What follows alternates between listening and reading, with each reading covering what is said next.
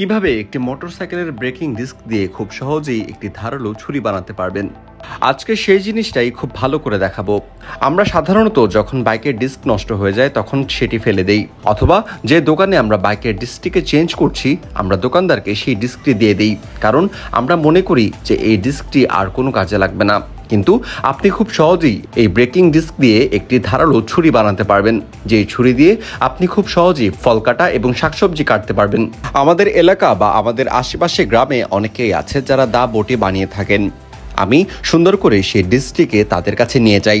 নিয়ে যাওয়ার পর সেই লোকটি এই ডিস্কটিকে দুই ভাগে কাটে এবং দুটি ভাগের মধ্যে একটি ভাগ আগুনের মধ্যে দিয়ে গরম করে সেটিকে বাড়ি দিয়ে একদম সোজা করে ফেলে। এরপরই আস্তে আস্তে ব্রেকিং ডিস্কটি একটি ধারালো ছুরির আকৃতি নিতে শুরু করে।